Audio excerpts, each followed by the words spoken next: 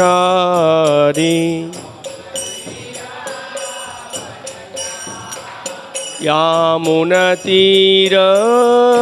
यामुनतीरवनचारी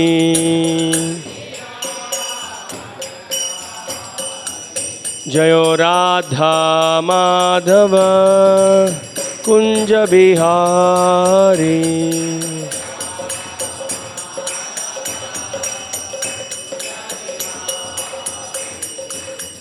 गोपीजन वल्लभ गिरिवरधारी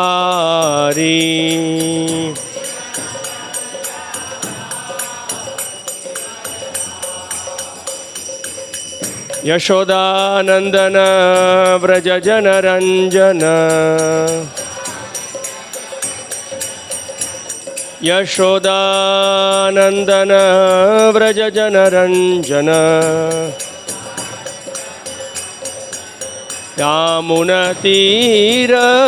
यामुनतीरवनचारी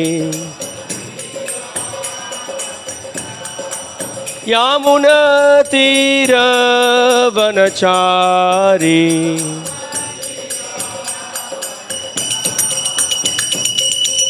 राधा माधव कुंज बिहारी।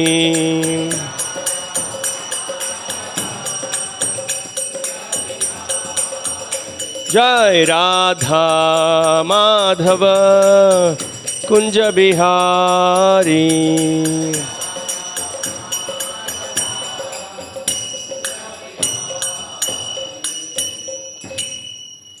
जय ओं विष्णुपाद परमहंस परिव्राजक आचार्य अष्टोत्र सदस्य श्रीमद् एसी भक्ति वेदांत स्वामी श्रील प्रभुपाद की जय।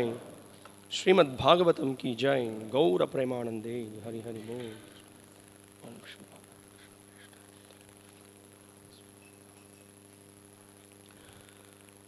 ओम नमो भगवते वासुदेवाय। ओम नमो भगवते वासुदेवाय। ओम नमो भगवते वासुदेवाय।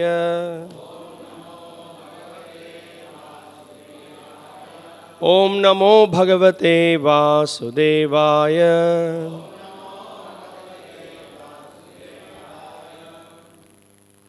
So we are reading from Srimad Bhagavatam, Canto 9, Chapter 13, the dynasty of Maharaja Nimi, texts 13 to 27. நம்ம இன்னைக்கு ஸ்ரீமத் பாகவதம் 9வது காண்டம் அத்தியாயம் 13. அத்தியாயத்தின் தலைப்பு நிமி மகாராஜனின் வம்சம். பதங்கள் 13லிருந்து 27 வரை பார்க்க இருக்கோம். Okay.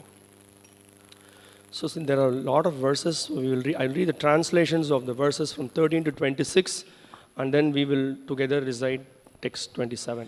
13லிருந்து 26 வரைக்கும் இருக்கக்கூடிய பதங்களுக்கு பொருளுரை இல்லை, அதனால் நான் வெறும் மொழிபெயர்ப்பு மட்டும் நான் படிக்கிறேன். 27வது பதத்தை நம்ம எல்லாரும் சேர்ந்து திரும்ப சொல்லுவோம்.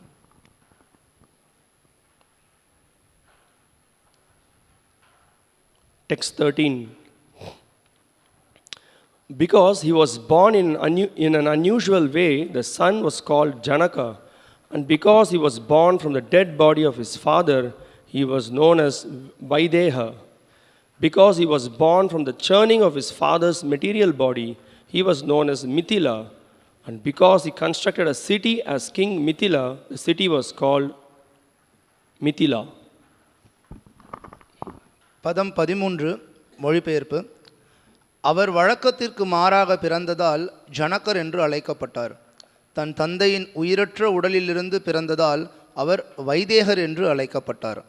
அவரது தந்தையின் பௌதிக உடல் கடையப்பட்டதிலிருந்து பிறந்தவர் என்பதால் அவர் மிதிலர் என்று அழைக்கப்பட்டார். மிதிலை மகாராஜனான அவர் ஒரு நகரத்தை நிர்மாணித்தார். அந்நகரம் மிதிலை என்று அழைக்கப்பட்டது. Text 14. O King Parikshit, from Mithila came a son named Udavasu. From Udavasu, Nandivardhana. From Nandivardhana, Suketu. And from Suketu, Devarata. பதம் 14. பரீட்சித் மகாராஜனே, மிதிலரிலிருந்து உதாவசு என்ற மகன் வந்தார். உதாவசுவிலிருந்து நந்திவர்தனும் அவரிலிருந்து சுகேத்துவும் சுகேத்துவிலிருந்து தேவராதனும் வந்தனர். Text 15. From Devaratha came a son named Brihadratha, and from Brihadratha a son named Mahavirya, who became the father of Sudhriti. The son of Sudhriti was known as Drishtaketu, and from Drishtaketu came Haryashva. From Haryashva came a son named Maru. தேவராதனிலிருந்து பிருஹத்ரதன் என்ற மகன் வந்தார். பிருஹத்ரதனிலிருந்து மகாவீரியன் என்ற மகன் வந்தார். இவர் சுத்ருதியின் தந்தையானார். சுத்ருதியின் மகன் திருஷ்டகேது என்பவர் ஆவார். திருஷ்டகேதுவிலிருந்து ஹரியஷ்வன் வந்தார். ஹரியஷ்வனிலிருந்து மரு என்ற மகன் வந்தார். Just for those devotees who were hearing this chapter for the first time, these are the names of the kings and the descendants of King Nimi, and these names we can pay attention to hear these names. It is explained in the Bhagavatam and by great acharyas that the very names itself is so purifying, because these are all great dharmic kings, they are great devotees of the Lord. So we have to pay attention to hear the names and chant their names. யாரெல்லாம் இதை முதல் முறையாக இப்போ இங்கே வந்து இது என்ன அப்படின்னு பார்த்துட்டு இருக்கீங்களோ, நம்ம ஸ்ரீமத் பாகவதத்திலேருந்து நிமி மகாராஜனுடைய வம்சாவளியில் வரக்கூடிய நபர்கள் பற்றி நம்ம பார்த்துட்ருக்கோம். ஸோ இதெல்லாம் என்ன, அவங்க வெறும் அவங்களுடைய பெயர்கள் தானே அப்படின்னு நினச்சாலும் நீங்கள் இதில் ரொம்ப கவனமோடு இது கேட்கணும். ஏன் அப்படின்னா பாகவதத்துலேயும் சரி மற்ற ஆச்சாரியர்களும் சரி இதில் மேற்கோள் காட்டப்பட்டிருக்க நபர்கள் அவங்க வந்து மிகப்பெரிய தர்மீகவாதிகள், பக்தர்கள் அப்படின்றனால அவங்கள பற்றி கேட்கறது மூலிமா நமக்கு மிகப்பெரிய பயன் உண்டு அப்படின்னு சொல்லப்படுது. ஸோ கவனத்தோடு கேளுங்க. Text 16. The son of Maru was Pratipaka, and the son of Pratipaka was Kritaratha. From Kritaratha came Devamidha. From Devamidha, Vishruta, and from Vishruta, Mahadriti. பதம் 16.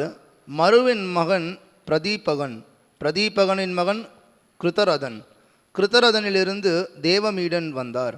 தேவமீட்டனிலிருந்து விஷ்ணுதனும் மற்றும் விஷ்ணுதனிலிருந்து மகாதிருதியும் வந்தனர். From Mahadriti was born a son named Kritiratha. From Kritiratha was born Maharoma. From Maharoma came a son named Swarnaroma. And from Swarnaroma came Rasvaroma. மகாதிருதியிலிருந்து கிருத்திராதன் என்ற மகன் பிறந்தார். கிருத்திராதனிலிருந்து மகாரோமன் வந்தார். மகாரோமனிலிருந்து ஸ்வர்ணரோமன் என்ற மகன் வந்தார். அவரிலிருந்து ஹ்ரஸ்வரோமன் வந்தார். From Rasvaroma came a son named Shiradhvaja, also called Janaka. When Shiradhvaja was plowing a field, from the front of his plow, Shira, appeared a daughter named Sita Devi, who later became the wife of Lord Ramachandra. Thus he was known as Shiradhvaja. ஹ்ரஸ்வரோமனிலிருந்து ஜனகர் என்றும் அழைக்கப்படும் ஷீரத்வஜன் என்ற மகன் வந்தார். ஷீரத்வஜன் நிலத்தை உழும்பொழுது கலப்பையின் ஷீரம் முன்னிருந்து சீதாதேவி என்ற மகள் தோன்றினாள். இவள் பிறகு பகவான் ராமச்சந்திரரின் மனைவியானாள். இதனால் ஜனகர் ஷீரத்வஜன் எனப்பட்டார். Sometimes, last week also we heard that sometimes we see, they say that Janaka is son of Nimi, but he comes in that descent. He's not exactly the son of Nimi, but you can see here he is coming in that parampara. So he is the father of Sita. நம்ம போன வாரம் கூட இதை பற்றி பார்த்தோம். ஜனகர் நேரடியாக நிமி மகாராஜனுடைய புதல்வர் கிடையாது, ஆனால் அந்த வம்சாவளியில் வரக்கூடியவர். அவர் வந்து சீதையினுடைய தந்தையாக இருக்கார் அப்படின்றத இப்போ பார்க்குறோம். Text 19. The son of Shiradhvaja was Kushadhvaja, and the son of Kushadhvaja was King Dharmadhvaja, who had two sons, namely Kritadhvaja and Mitadhvaja. ஷீரத்வஜனின் மகன் குஷத்வஜன், குஷத்வஜனின் மகன் தர்மத்வஜன் மகாராஜன். இவருக்கு கிருதத்வஜன் மிதத்வஜன் என்ற இரு மகன்கள் இருந்தனர். O Maharaja Parikshit, the son of Kritadhvaja was Keshidhvaja, and the son of Mitadhvaja was Kandikya. The son of Kritadhvaja was expert in spiritual knowledge, and the son of Mitadhvaja was expert in Vedic ritualistic ceremonies, Kandikya fled in fear of Keshidwaja. The son of Keshidwaja was Bhanuman, and the son of Bhanuman was Shatadyumna. Parikshit மகாராஜனே, கிருதத்வஜனின் மகன் கேசித்வஜன், மேலும் மிதத்வஜனின் மகன் காண்டிக்யன். கிருதத்வஜனின் மகன் ஆத்ம ஞானத்தில் கைதேர்ந்தவராவார். மிதத்வஜனின் மகன் வேத கிரியைகளில் கைதேர்ந்தவராவார். காண்டிக்யன் கேசித்வஜனுக்கு அஞ்சி ஓட்டம் பிடித்தார். கேசித்வஜனின் மகன் பானுமான். பானுமானின் மகன் ஷதத்யும்னன். The son of Shatadyumna was named Shuchi. From Shuchi, Sanadvaja was born, and from Sanadvaja came a son named Urjaketu. The son of Urjaketu was Aja, and the son of Aja was Purujit. ஷதத்யும்னனின் மகன் சுச்சி. சுச்சியிலிருந்து சனத்வஜன் பிறந்தார். சனத்வஜனிலிருந்து ஊர்ஜகேது என்ற மகன் வந்தார். ஊர்ஜகேதுவின் மகன் அஜன். அஜனின் மகன் Purujit. Text 23. The son of Purujit was Arishtanemi, and his son was Shrutayu. Shrutayu begot a son named Suparshvaka, and Suparshvaka begot Chitraratha. The son of Chitraratha was Shemadhi, who became the king of Mithila. புருஜித்தின் மகன் அரிஷ்டநேமி. அவரது மகன் சுருதாயு. சுருதாயு சுபார்ஷ்வகன் என்ற மகனை பெற்றார். சுபார்ஷ்வகன் சித்திரரதனை பெற்றார். சித்திரரதனின் மகன் க்ஷேமாதி. இவர் மிதிலையின் அரசரானார். The son of, text 25, the son of Shemadi was, 24, sorry. The son of Shemadi was Samaratha, and his son was Satyaratha. The son of Satyaratha was Upaguru, and the son of Upaguru was Upagupta, a partial expansion of the fire god. க்ஷேமாதியின் மகன் சமரதன். அவரது மகன் சத்யரதன். சத்யரதனின் மகன் உபகுரு. உபகுருவின் மகன் உபகுப்தன். இவர் அக்னி தேவனின் ஒரு பகுதி அவதாரம் ஆவார். Text 25. The son of Upagupta was Vasvananta. The son of Vasvananta was Yuyudha. The son of Yuyudha was Subhashana. And the son of Subhashana was Shruta. The son of Shruta was Jaya, from whom there came Vijaya. The son of Vijaya was Rita. உபகுப்தனின் மகன் வஸ்வநந்தன். வஸ்வநந்தனின் மகன் யுயுதன். யுயுதனின் மகன் சுபாஷணன். சுபாஷணனின் மகன் சுருதன். சுருதனின் மகன் ஜெயன். அவரிலிருந்து விஜயன் வந்தார். விஜயனின் மகன் ருதன். Text 26. The son of Rita was Shunaka. The son of Shunaka was Vitahavya. The son of Vitahavya was Dhriti. And the son of Dhriti was Bahulashva. The son of Bahulashva was Kriti. And his son was Mahavashi. ருதனின் மகன் சுனகன். சுனகனின் மகன் வீதஹ்வியன். வீதஹ்வியனின் மகன் திருதி. திருதியின் மகன் பகுலாஸ்வன். பகுலாஸ்வனின் மகன் கிருதி. அவரது மகன் மகாவசி.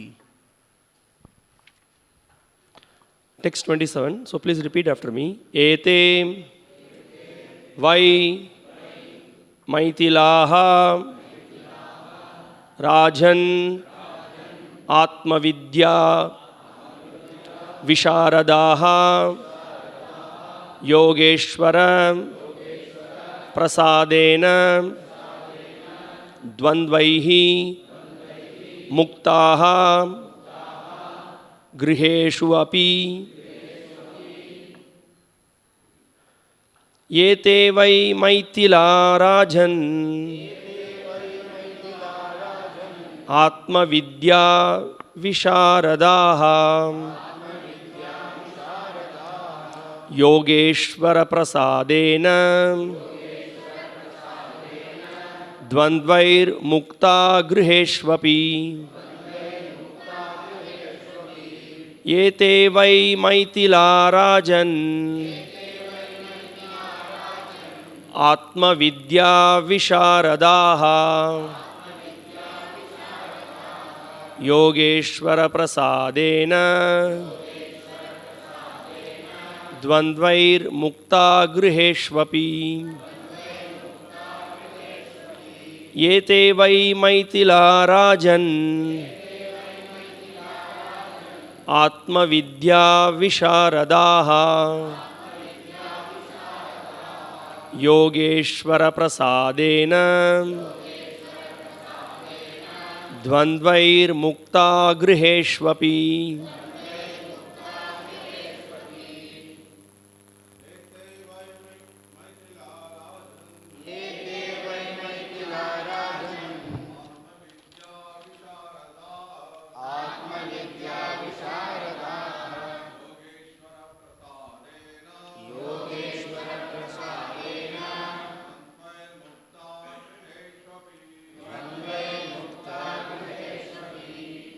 एते वै मैथिला राजन् आत्मविद्या विशारदाः योगेश्वर प्रसादेन द्वन्द्वैर्मुक्ता गृहेष्वपि.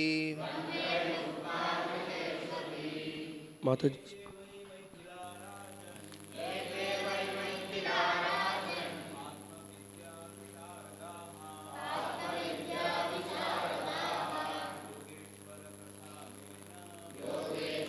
प्रसादेन द्वन्द्वैर्मुक्ता गृहेष्वपि. माताजी.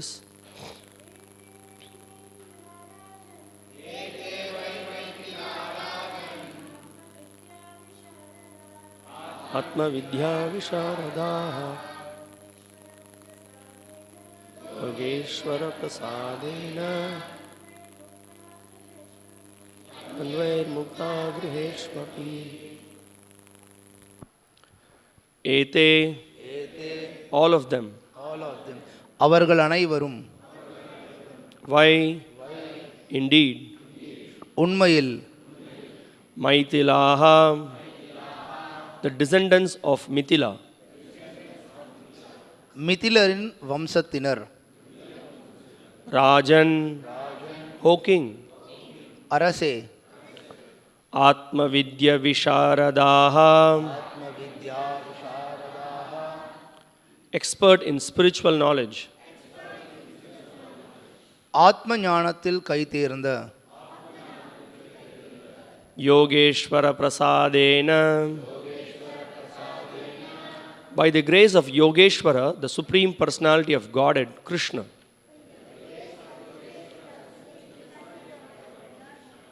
யோகேஸ்வரரான பகவான் ஸ்ரீ கிருஷ்ணரின் கருணையால்.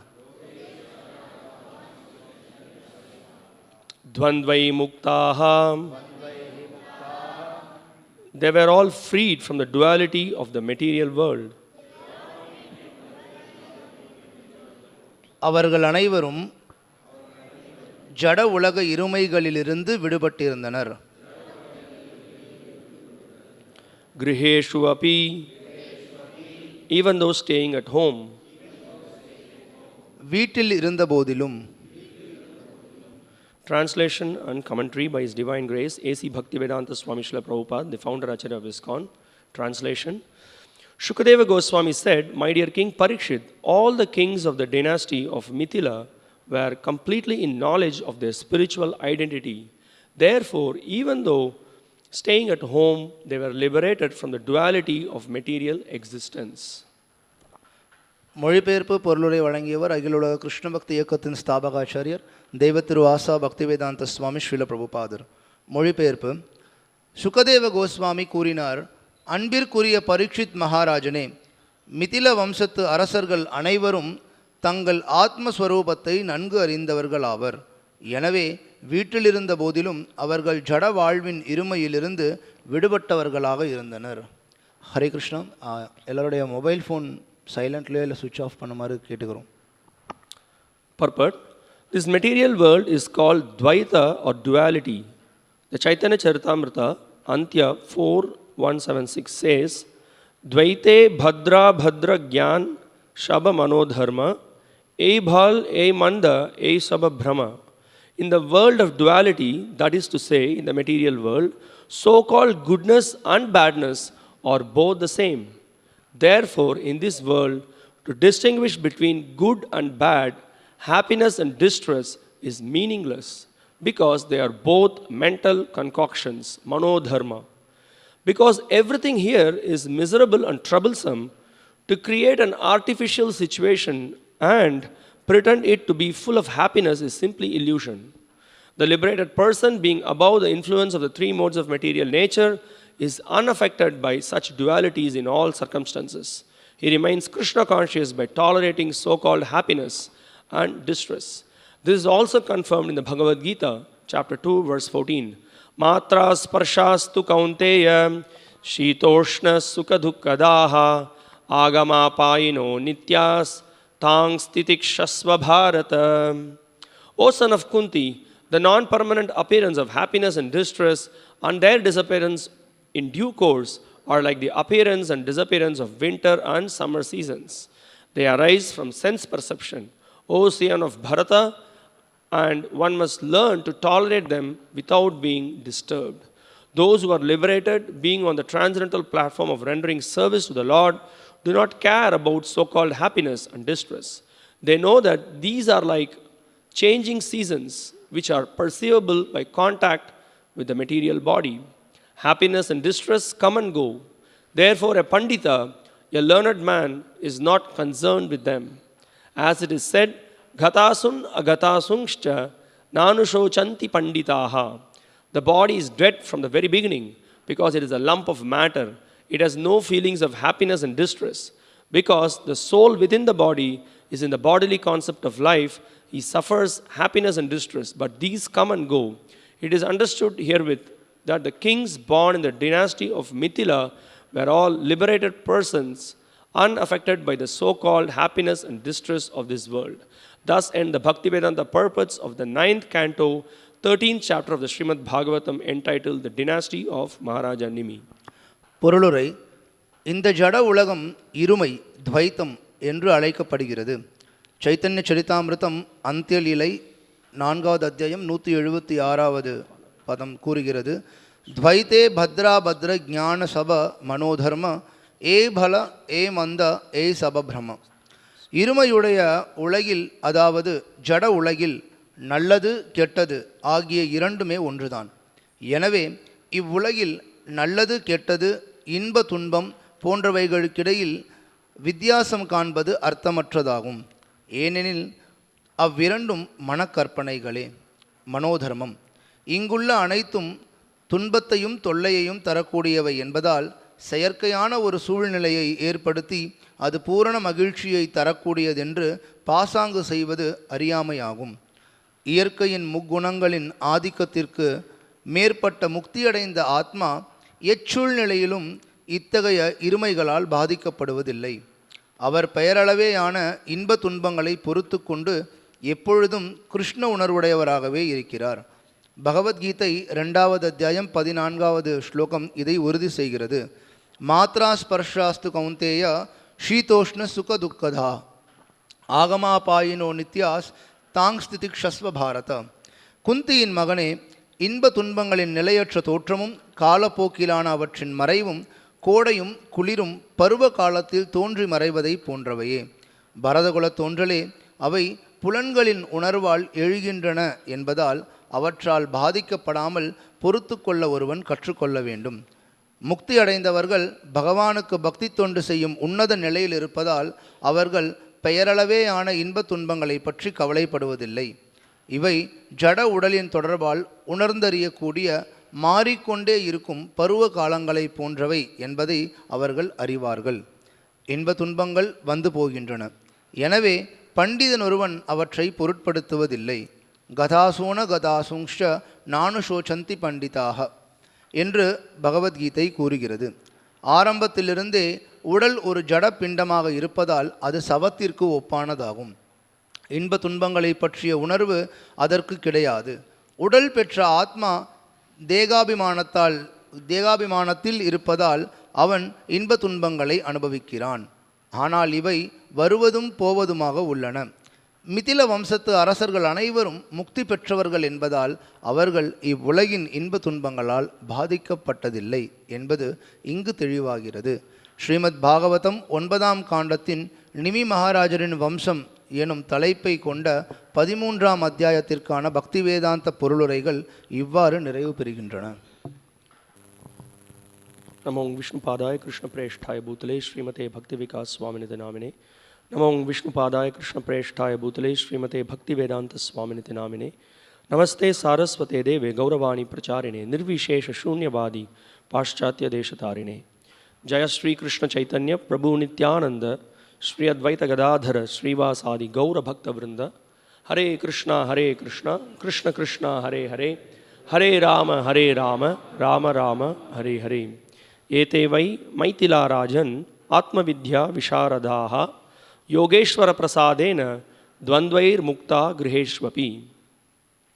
Shukadeva Goswami said, "My dear King Parikshit, all the kings of the dynasty of Mithila were completely in knowledge of their spiritual identity. Therefore, even though staying at home, they were liberated from the duality of material existence." மீண்டும் மொழிபெயர்ப்பு. சுகதேவ கோஸ்வாமி கூறினார், அன்பிற்குரிய பரீட்சித் மகாராஜனே, மிதில வம்சத்து அரசர்கள் அனைவரும் தங்கள் ஆத்மஸ்வரூபத்தை நன்கு அறிந்தவர்கள் ஆவர். எனவே வீட்டில் இருந்த போதிலும் அவர்கள் ஜட வாழ்வின் இருமையிலிருந்து விடுபட்டவர்களாக இருந்தனர். So here we are reading from the Srimad Bhagavatam about the descendants of the great king Nimi. நம்ம இங்க ஸ்ரீமத் பாகவதத்தில் மிக சிறந்த மன்னரான நிமி மகாராஜர் அவருடைய வம்சத்தை பற்றி பார்த்துட்டு இருக்கோம். And so what is it that which is so glorious about hearing about the descendants of King Nimi? இப்போ நிமி மகாராஜருடைய வம்சத்தை பற்றி கேட்கறதுக்கு அந்த அளவுக்கு அது என்ன புகழக்குரியது? So there are so many people we can trace their family lineage. There are so many people, so many families. What is it that which makes the particular family glorious or that lineage glorious? ஏன்னா எத்தனையோ மக்கள் இருக்காங்க, ஒருத்தங்களுக்கும் வம்சாவளி இருக்குது. So எவ்வளவோ வம்சங்கள் இருக்கும் பொழுது எதுக்கு இங்கே குறிப்பாக நிமி மகாராஜரை பற்றி இங்கே பேசப்பட்டிருக்கு? அந்த அளவுக்கு புகழத்தக்கது இது ஏன்? And as we hear from the Bhagavatam, there are this transcendental knowledge about Krishna consciousness, or as it is explained in this verse today, Atma Vidya, the science of self-realization, that is being given to the great kings. ஏன் அப்படின்னா இந்த ஸ்லோகத்திலேயே கூட சொல்லப்பட்டிருக்கிறது போல ஆத்ம வித்யா, தன்னுணர்வு பற்றின ஞானமானது மிகச்சிறந்த மன்னர்களுக்கு வழங்கப்பட்டது.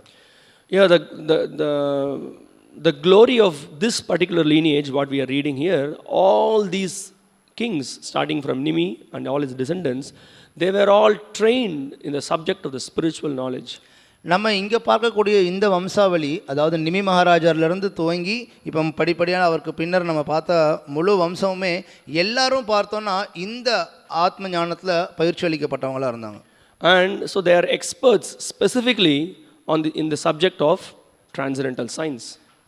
ஆன்மீக விஞ்ஞானம் அதை பற்றின ஞானத்தில் அவங்க மேலும் குறிப்பாக தேர்ச்சி பெற்றவர்களாக இருந்தாங்க, அதில் பயிற்சி அளிக்கப்பட்டிருந்தாங்க. So we can see in the Bhagavatam and other Puranas as well, this word is very often used, Atma Vidya. ஆத்ம வித்யா அப்படின்ற வார்த்தையை நம்ம பார்க்கலாம் ஸ்ரீமத் பாகவதத்தில் நிறைய இடங்களில் மேற்கோள் காட்டப்பட்டிருக்கு. Otherwise, mostly what is happening in this material world, we are well versed in Jada Vidya. அப்படி இல்லைன்னா என்ன நடக்குது? இந்த பௌதிக உலகத்தில் நம்ம எல்லாருமே ஜட வித்யாவில் தேர்ச்சி பெற்றவங்களா, அதை பற்றி தெரிஞ்சவங்களா இருக்கும். A person is considered very expert when he is considered to be he is expert in using some yantras, called yantra vidya, we can say. ஏதாவது ஒரு சில இயந்திரங்கள் அதை ஒருத்தன் தேர்ச்சி பெற்றவனா அதை கையாளுறதுல இருந்தா அப்படின்னா அவனுக்கு யந்திர வித்யா இருக்கு அப்படின்னு சொல்கிறோம். Srila Prabhupada used to call someone, he used to call people as some as Shudras. Why? Because they may be very expert in study of some technology or using some machines or inventing. Then that knowledge in itself is not sufficient. It's not the most important knowledge. தொழில்நுட்பம் பற்றி தெரிஞ்சு அதை சிறந்த விதத்தில் கையாளுறவங்கள கூட சில பிரபுபாதர் சூத்திரர்கள்னு அழைக்கிறது உண்டு. ஏன் அப்படின்னா அந்த ஞானம் மட்டுமே போதுமானது கிடையாது. Because the knowledge which is not giving us the knowledge about who we are, what is our relationship with God, and what is our real destination, and what is the purpose of life. If we do not have this knowledge, then that knowledge is a very temporary knowledge. It's useless. இப்போ உங்ககிட்ட இருக்கக்கூடிய ஞானத்தை கொண்டு நீங்கள் யார், உங்களுக்கும் கடவுளுக்கும் இருக்கிற தொடர்பு என்ன, வாழ்க்கையோட நோக்கம் என்ன, நம்ம ஏன் இங்கே இருக்கோம், இந்த மாதிரியான கேள்விகளுக்கு பதில் கிடைக்கல அப்படின்னா அந்த ஞானமானது பயனற்றது. So that is why in this we just saw the names of the great kings. So we also discussed that we should pay attention to these names. So அதனால தான் நம்ம ஆரம்பத்திலே சொன்னோம், இப்போ இந்த மாதிரி நிறைய மன்னர்களுடைய பெயர்கள் நம்ம வாசித்தோம், இதில் ரொம்ப கவனத்தோடு கேட்கணும் இதை அப்படின்னு. Even when we read this life history of Rasikananda, and in the beginning the author writes the names of several devotees. He mentions some names of many devotees. ரசிகானந்தர் அவருடைய வாழ்க்கை வரலாறு அந்த புஸ்தகத்தை நீங்கள் படிச்சீங்கன்னா நீங்கள் பார்க்கலாம். அந்த புஸ்தகத்தை இயற்றிய ஆசிரியர் அவர் ஆரம்பத்தில் ஏகப்பட்ட பெயர்களை அதில் கொடுத்துருக்காரு. He says that just by remembering their names, writing, giving their names, just the names alone purifies a person. வெறுமன இந்த பெயர்களை நம்ம படிக்கிறதன் மூலியமா, அதை உச்சரிக்கிறது மூலியமா, கேட்கறதன் மூலியமாவே நம்ம தூய்மை அடைகிறோம் அப்படின்னு அதில் அந்த ஆசிரியர் விளக்குறார். Because our consciousness immediately gets lifted up. ஏன்னா நம்மளுடைய உணர்வானது உடனடியாக மேல் எழும்பி வருது. Because they are pure spiritual personalities. ஏன்னா அவங்களாம் ரொம்ப தூய்மையான ஆன்மீக நபர்கள். And when we hear about them, talk about them, we are purified. அவங்கள பற்றி நம்ம கேட்கும் பொழுதோ, அவங்கள பற்றி பேசும் பொழுதோ நம்ம தூய்மை அடைகிறோம். Why? Because they are experts in the process of transcendental realization, self-realization. இந்த ஆன்மீக பாதையில் இருக்கக்கூடிய தன்னுணர்வு அப்படின்ற ஞானத்தில் அவங்க தேர்ச்சி பெற்றவங்களா இருக்காங்க. So that is why in this particular verse, this Atma Vidya Visharadaha is very significant. Those who are expert in the science of self-realization. அதனால தான் இந்த ஸ்லோகத்தில் ஆத்ம வித்யா விஷாரதா அப்படின்ற வார்த்தை ரொம்ப முக்கியமானது. இவங்க எல்லாருமே ஆத்ம ஞானத்தில் கை தேர்ந்த நபர்களாக இருந்தாங்க. That is why we can see in the Srimad Bhagavatam, right from beginning, from the first canto till the end, very consistently this point is being repeated. Which point? The point of the knowledge of spiritual life, or the point of the knowledge of Atma. அதனால தான் பார்க்குறோம், ஸ்ரீமத் பாகவதத்தினுடைய முதல் காண்டத்திலிருந்து இறுதி வரைக்கும் எல்லா இடத்துலையும் இந்த ஆத்ம ஞானத்தை பற்றி பேசப்படுது, கொடுக்கப்படுது. When we say Atma Jnana, or when we say it includes the knowledge of the self and the supreme self. நம்ம ஆத்ம ஞானம் அப்படின்னு சொல்லும் பொழுது அது ஆத்மாவை பற்றியும் குறிக்குது, பரமாத்மாவை, உச்சமான ஆத்மா அவரை பற்றியும் குறிக்குது. Because it's very important, and Srila Prabhupada, he says that by knowledge of God realization one gets self realization as well. பகவானை அறிதல் அப்படின்ற ஞானத்தை ஒருத்தன் பெறும் பொழுது தன்னையும் அறியறான் அப்படின்னு பிரபுபாதர் சொல்லுவார். Prabhupada gives an example of when you see the sun, you first see the sun and then we see ourselves. நம்ம சூரியன் முன்னாடி போய் நம்ம நின்னோன்னு வைங்களேன், சூரியனை பார்க்குறோம், நம்மளையும் பார்க்குறோம் நம்ம. So this knowledge about the science of the self and the supreme self, that is the most important aspect in one's life. ஒவ்வொருத்தருடைய வாழ்விலுமே கூட தன்னை பற்றின ஞானத்தை பெறுறதும் அந்த பரமமான ஆத்மா அவரை பற்றின ஞானத்தை பெறுறதும் ரொம்ப அவசியம். And when Shukadeva Goswami begins to give transcendental instructions to Parikshit Maharaj, he makes a very important point. Sukadeva Goswami Parikshit மகாராஜுக்கு இந்த தன்னை உணர்தலை பற்றி அவர் பேசும் பொழுது ரொம்ப முக்கியமான ஒரு கருத்தை பற்றி சொல்கிறார். So he says, Shrotavyadini Rajendra Nrinam Santi Sahasrashaha Apashyatam Atma Tattvam Griheshu Grihamedinam. So he says, Shrotavyadini Rajendra. So there are so many subject matters in this world to hear about.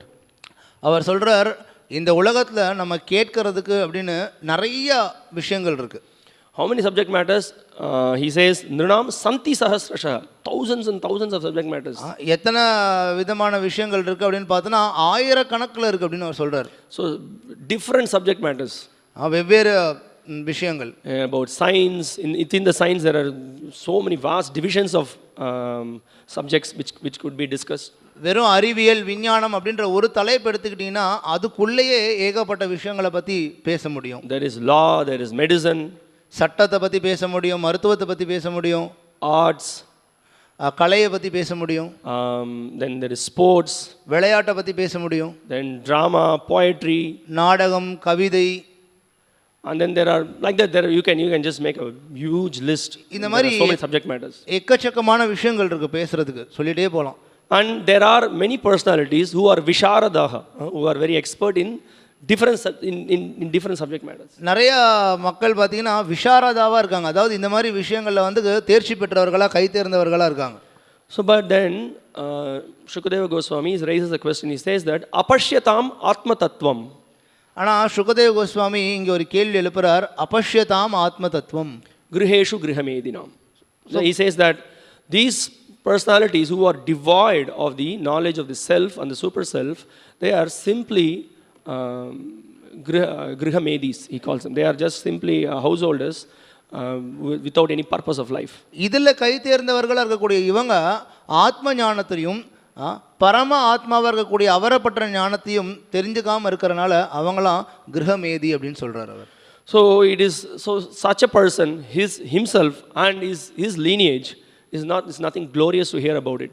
அப்படிப்பட்ட நபரும் சரி அவருடைய வம்சாவளியும் சரி ஒன்றும் பெரிய அளவு புகழுக்குரியவும் கிடையாது. So we don't find such personalities name in the Bhagavatam. அதனால தான் அப்பேற்பட்ட நபர்களுடைய பெயர்களை நம்ம ஸ்ரீமத் பாகவதத்தில் பார்க்கறது இல்லை. So but when we read about great personalities from the Srimad Bhagavatam, we understand that they are Atma Vidya Visharadaha. They are so expert in the knowledge of their relationship with the Supreme Lord and how they engage in great devotional service.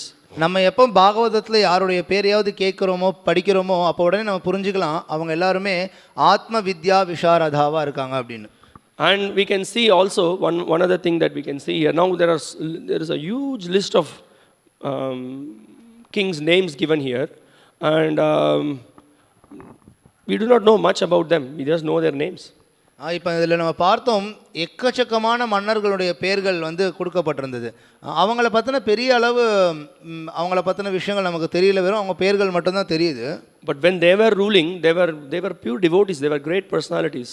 ஆனால் அவங்க எப்போ ஆட்சி புரிந்துட்டு இருந்தாங்களோ அப்போ அவங்க எல்லாருமே மிகப்பெரிய மன்னர்களாக இருந்தாங்க. ஏன்னா அவங்க எல்லாருமே தூய்மையான பக்தர்களும் கூட. So in the progress of time, we do not know about much of their details. காலப்போக்கில் நமக்கு அவங்கள பற்றின நிகழ்வுகள் என்ன அப்படின்றது தெரியல. Now when we think about it, when we think about the great so-called great personalities of this material world, what happened to all of them? பௌதிக ரீதியாகவே பேரளவில் மிகப்பெரிய பெரிய நபர்கள்னு அழைக்கப்படக்கூடியவர்கள் அவங்கள பற்றின விஷயங்களே என்ன ஆயிடுச்சு? Great politicians, great sports personalities, actors. What happened to all those personalities? Where they are? மிகப்பெரிய அரசியல் தலைவர்களாக இருந்தவங்க, நடிகைகள், இல்லை விளையாட்டில் சிறந்த வீரராக விளங்கினவங்க, அவங்களாம் என்ன ஆச்சு அவங்கள பற்றின விஷயம்? So as the French philosopher, he says, graveyards are full of indispensable men. ஒரு ஃப்ரெஞ்ச் தத்துவவாதி அவர் சொல்கிறார், சுடுகாடு முழுவதும் நம்மளால் வந்து யார் இருக்காங்களோ அவங்கள மாற்றி அமைக்க முடியாத மாதிரியான நபர்கள் சுடுகாடு முழுவதும் இருக்காங்க அப்படின்னு சொல்லி அவர் சொல்கிறார். He says that I am the greatest person. The world cannot function without me. I am in the center of this universe. அதாவது மாற்ற முடியாத நபர்கள் அப்படின்னா அவங்க எல்லாரும் ஒருத்தங்களும் இருந்த சமயத்தில் நான் தான் மிகப்பெரிய நபர், நான் தான் மொத்த உலகத்தினுடைய மையமே, நான் இல்லைனா ஒன்றுமே நடக்காது அப்படின்னு சொல்லிட்டு இருந்த நபர்கள். The sun will not rise, the sun will not set. Hiranyakashipu was so powerful. He was also so puffed up and arrogant, and he thought that nothing will move in this world without my power. நான் இல்லாமல் சூரியன் உதிக்காது, சூரியன் அஸ்தமிக்காது. ஹிரண்யகசிபும் அப்படி தான் சொல்லிட்டு இருந்தான். அவன் வந்து அவ்வளோ பெரிய சக்தி வாய்ந்த நபராகவும் இருந்தான். Or some people not some people, everyone, because of illusion, they think they are in the center of the universe. நிறைய பேரும் கூட பார்க்கலாம், அறியாமையின் காரணத்தினால அவங்களும் நான் தான் மொத்த பிரபஞ்சத்தினுடைய மையத்தில் இருக்க, நான் தான் முக்கியமான நபர். They are absorbed in the bodily concept of life. உடல் அப்படின்ற அந்த விஷயத்திலேயே மொத்த வாழ்க்கையும் வாழ்ந்துட்டு இருக்கிறாங்க. But what is the use of such personalities? Just by the wave of the time, they are forgotten. ஆனால் அவங்கள பற்றி என்ன சொல்கிறது, வெறும் காலம் அப்படின்ற அந்த அலைகளில் அவங்க எல்லாரும் எங்கே போகிறாங்கன்னே தெரியறதில்ல. So this is the status of a person who has not realized about his position and his relationship with the God. Just with the wave of time, his existence is forgotten. அதாவது யாருக்கெல்லாம் தான் யார் அப்படின்றது தெரியாமல் இருக்காங்களோ, பகவானை பற்றின விஷயமும் தெரியாமல் இருக்காங்களோ, அப்பேற்பட்ட நபர்கள் காலம் அப்படின்ற அலைகள்னால அவங்க வந்து அடித்து செல்லப்படுறாங்க. Nothing glorious about him. அவங்கள பற்றி புகழத்தக்க விஷயம் வேறு எதுவும் இல்லை. What kind of contributions they have done? What is it that they have achieved in this life? We can just sum it up in four activities. இந்த அவங்க வாழ்க்கையில் வந்து என்ன விஷயங்களை சாதிச்சிருக்காங்க, என்ன கொடுத்துருக்காங்க, இல்லை என்ன செஞ்சுருக்காங்கன்னு பார்த்தோன்னு வைங்களேன், 4 விஷயங்கள் தான் அதை வந்து வகைப்படுத்திடலாம். So it says just eating, sleeping, mating, defending. These are the 4 activities they are engaged in a very sophisticated way. Different people have engaged in different ways.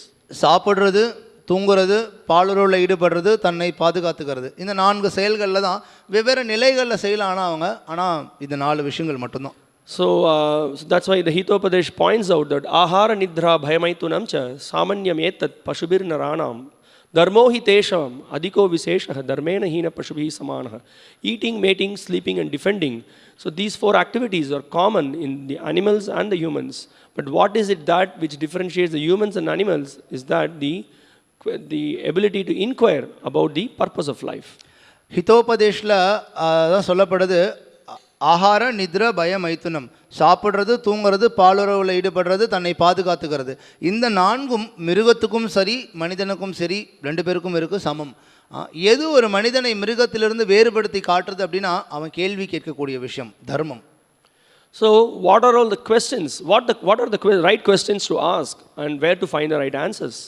சரியான கேள்விகளை எங்கே கேட்கறது, யார்கிட்ட கேட்கறது, யார்கிட்ட கேட்டால் சரியான பதில் கிடைக்கும். So there is a nice book by published by the BBT called the Perfect Questions, Perfect Answers. பக்தி வேதாந்த அறக்கட்டளையில் அச்சிடப்பட்டு வெளியிடப்பட்டிருக்க புஸ்தகம் பக்குவமான கேள்விகளும் பக்குவமான பதில்களும் அப்படின்னு இருக்குது. In fact, in the Srimad Bhagavatam, we find it is just questions and answers. Srimad Bhagavatam முழுவதுமே கூட நீங்கள் பார்க்கலாம், முழுக்க என்ன இருக்குது, கேள்விகளும் பதில்களும் தான். Perfect questions, perfect answers. பக்குவமான கேள்விகள், பக்குவமான பதில்கள். We can see nowadays in the modern world, and there are, with the YouTube and then with the internet world, there are so many interviews and so many people asking questions to some celebrities. And then the answers they give, that has a lot of prominence. இன்றைக்கி மொத்த உலகமுமே இணையதளத்தில் தான் செயல்பட்டு இருக்கு. So அதனால் பார்க்கலாம், நீங்கள் அதில் வந்து நிறைய பேர் பிரபலமான நபர்கள்கிட்ட, சில நட்சத்திரங்கள்கிட்ட அவங்க வந்து இந்த மாதிரி கேள்விகள்லாம் வந்து கேட்பாங்க. அந்த கேள்விக்கான பதில்கள் அவங்க என்ன கொடுக்குறாங்க அப்படின்றதும் நம்ம பார்க்கலாம். So if you just see, most of the questions are, you can sum it up with the eating, mating, sleeping, defending, or the extensions of it. That's how the discussions are. அவங்க கேட்கக்கூடிய கேள்விகளை முதல்ல எடுத்துக்கிட்டீங்கன்னு வைங்களேன், என்னென்ன விதத்தில் வேணாலும் கேட்கலாம். ஆனால் அது எல்லாமே எதை சார்ந்ததோ அதிகமான கேள்விகள் இருக்குன்னா, சாப்பிட்றது, தூங்குறது, பாலுறவை பற்றி, தன்னை பாதுகாத்துக்கிறத பற்றி, இதை பற்றியும் இதை சார்ந்த விஷயங்களை பற்றியும் தான் கேள்வி. And then there are many so-called spiritual teachers or the so-called spiritual gurus. அப்புறம் சமுதாயத்தில் பெயரளவிலான ஆன்மீக குரு அப்படின்னு சொல்லிட்டு இருக்கிறாங்க சிலர். And in the name of spirituality, they give all kinds of how to engage in a better way in material life. These kind of solutions only they give.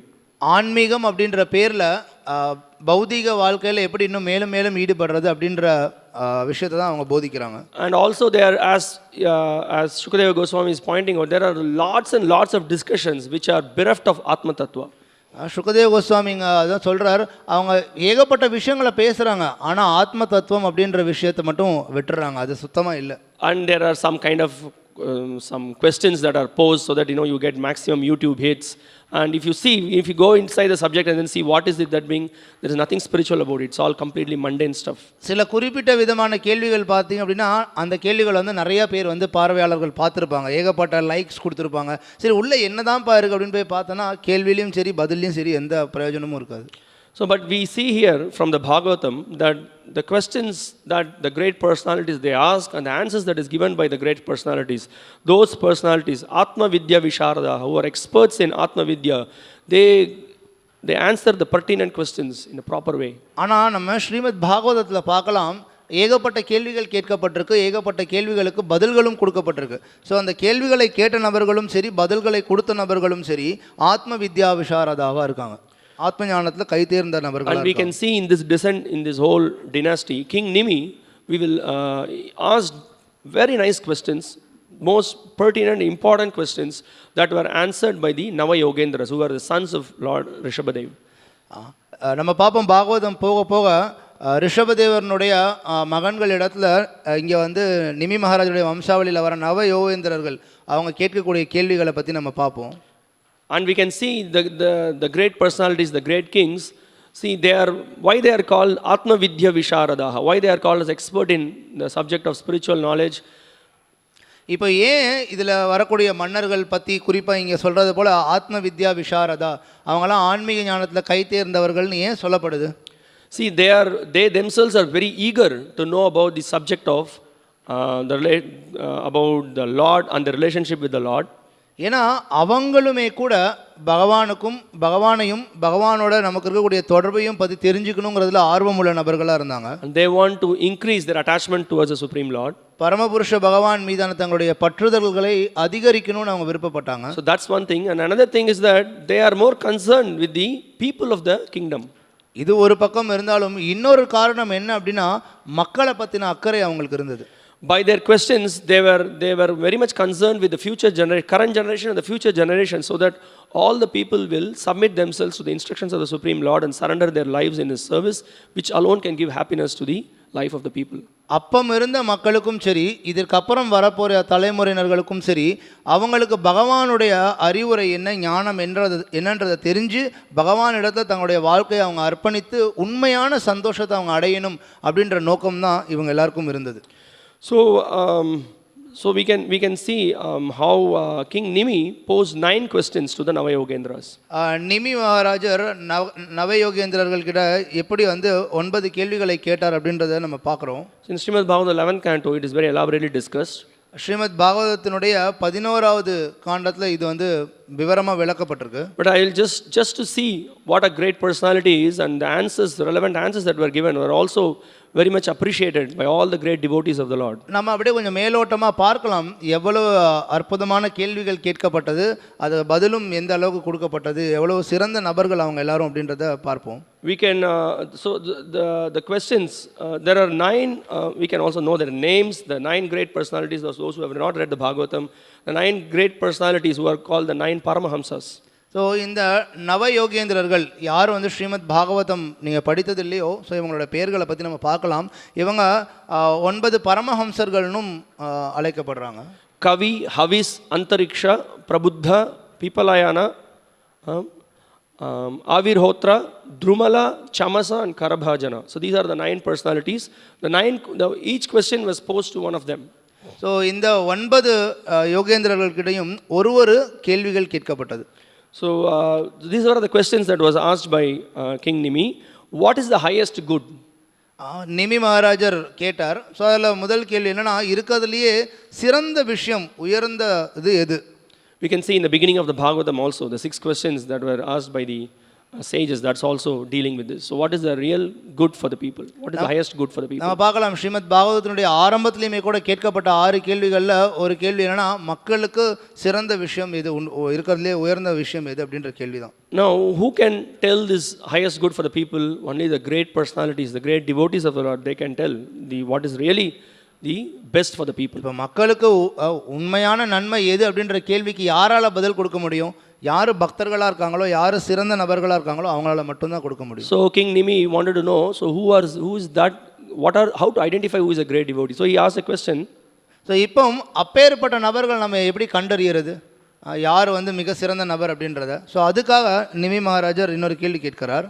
So he asked, what are the religious principles, swabhava, achara, தர்ம கொள்கைகள் என்ன, ஆச்சாரம் என்ன, what is the nature of a person, what is the nature of a person, ஒரு நபர்னுடைய குணாதிசயம், அவனுடைய இயற்கை குணம் என்ன, achara, what are his characteristics, அவனுடைய குணாதிசயங்கள் என்ன, and how does he speak, what are this great personality, how he speaks, எப்படி அவர் பேசுவார், vakya, and lakshana, what are his symptoms, how we can identify that he is a pure person, அவருடைய அடையாளங்கள் அறிகுறிகள் என்ன, லட்சணங்கள் என்ன? Because it's very important, no, if we do not know who are those real spiritual personalities, then we will identify any Tom, Dick and Harry as a spiritual personality, and there is a mess in the society as a result of that.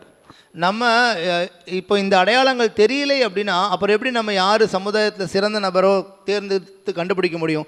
தெருவில் போயிட்டு இருக்க யார் வேணாலும் இவங்க தான் சிறந்த நபர் அப்படின்னு சொல்லி நம்ம நினச்சிட்டு போயிடுவோம். There is a major problem, no, in the modern day. What is the problems anyone and everyone is speaking something and he becomes very popular. Nobody is there to verify whether what he is speaking is authentic, is it in line with the scriptures.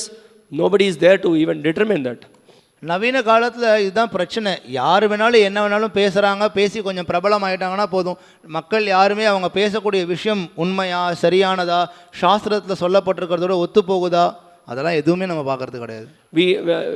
During the time when Srila Bhaktivinoda Thakur was there, he did not allow bogus spiritual gurus.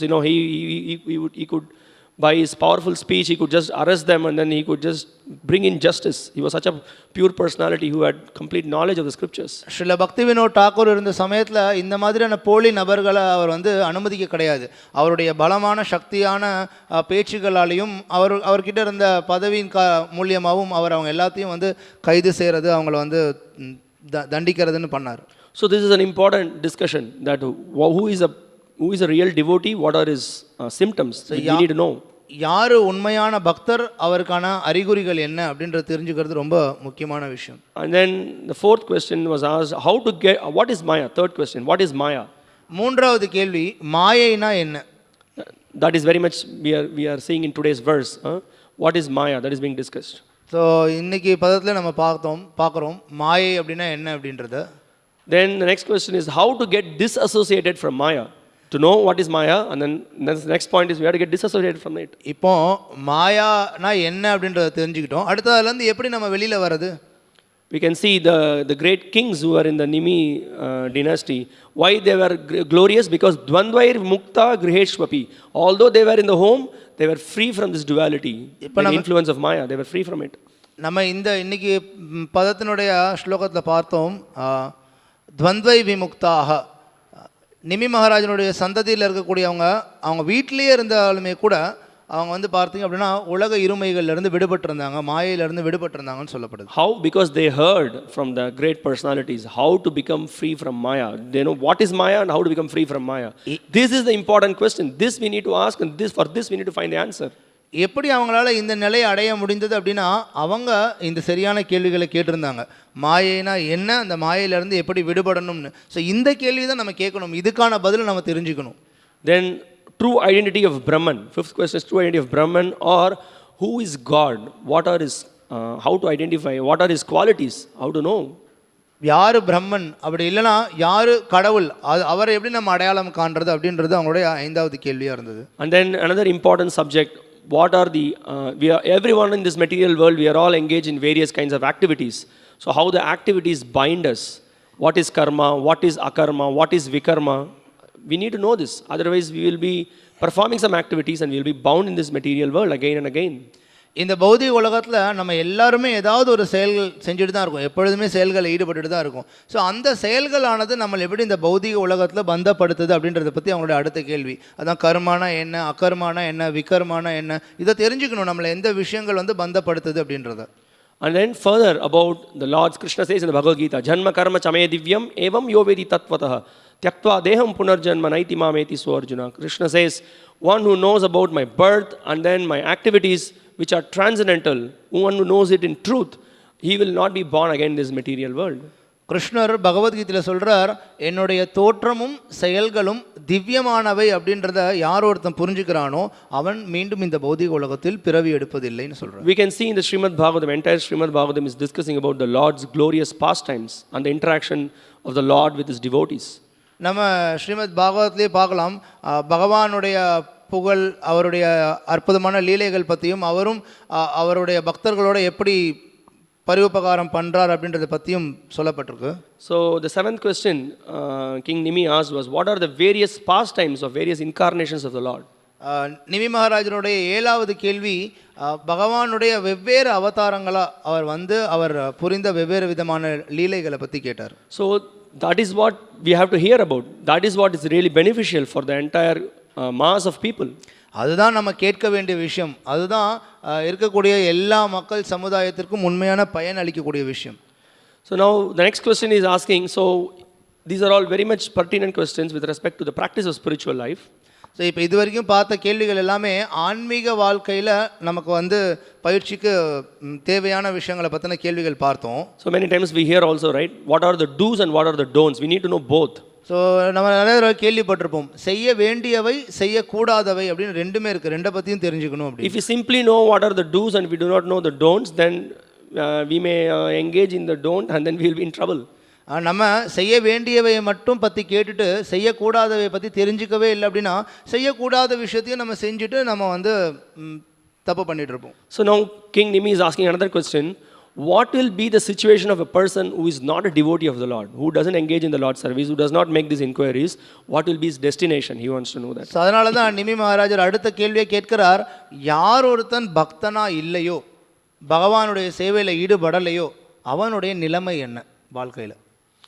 So then the last question, ninth question, is asking about what are the, again further questions about the details about the Lord, his form. So he's asking the respective, what are the colors in which the Lord appears, what are the various forms, the names of the various avatars. So அடுத்த கேள்வியில் அவர் மீண்டும் முன்னர் நம்ம பார்த்து போலவே இன்னும் கொஞ்சம் விவரங்களாக கேட்குறாரு. ஸோ பகவான் வெவ்வேறு அவதாரங்களாக வரும்பொழுது என்ன பேர்களில் வரார், என்ன நிறத்தில் வரார், அவருடைய உருவம் எப்படி இருக்குது, அவருடைய ரூபம் எப்படி இருக்குது, அவர் எப்படிப்பட்ட செயல்களை பண்ணுறார் அப்படின்ற கேள்விகளை கேட்குறார். So now this is why we are relating this, because these are all the questions which are again and again repeated in the entire Bhagavatam. ஏன் இப்போ இந்த கேள்விகளை பற்றி நம்ம இப்போ பார்த்துட்டு இருக்கோம் அப்படின்னா, பாகவதம் முழுவதும் நீங்கள் பார்த்தீங்கன்னா மீண்டும் மீண்டும் இதே விஷயங்கள் தான் பேசப்பட்டு இருக்கு, இதே கேள்விகள் தான் கேட்கப்பட்டு இருக்கு. Now because it is a very important subject, in today's purport we can see Srila Prabhupada is making a point that we have to come out of the duality of the material existence. அன்னைக்கு பதத்தினுடைய பொருளுரையில் நம்ம பார்க்கலாம். So Srila பிரபுபாதர் சொல்கிறார், நம்ம இந்த பௌதிக உலகத்தினுடைய இருமையிலிருந்து நம்ம வெளியில் வந்து ஆகணும். Because if we see in this material world, there is nothing actually auspicious. Everything is inauspicious. ஏன்னா இந்த பௌதிக உலகத்தில் மங்களகரமானது அப்படின்றது எதுவுமே கிடையாது, எல்லாமே அமங்கலமானது தான். Why it is like that? When someone is engaged in the service of the matter, if he is not engaged in his constitutional position, all other activities are all temporary. ஏன் அப்படின்னா, எப்போ ஒருத்தன் தன்னுடைய உண்மையான நிலை ஸ்வரூபம் என்னவோ அதிலிருந்து செயல்படாமல் ஜடத்துக்கு சேவை பண்ணிட்டு இருந்தான் அப்படின்னா அப்போ அது எல்லாமே தற்காலிகமானதாக தான் இருக்குது. So Srila Prabhupada in the purport immediately deals with that. He explains that in this world, to distinguish between good and bad, happiness and distress is meaningless because they are both mental concoctions.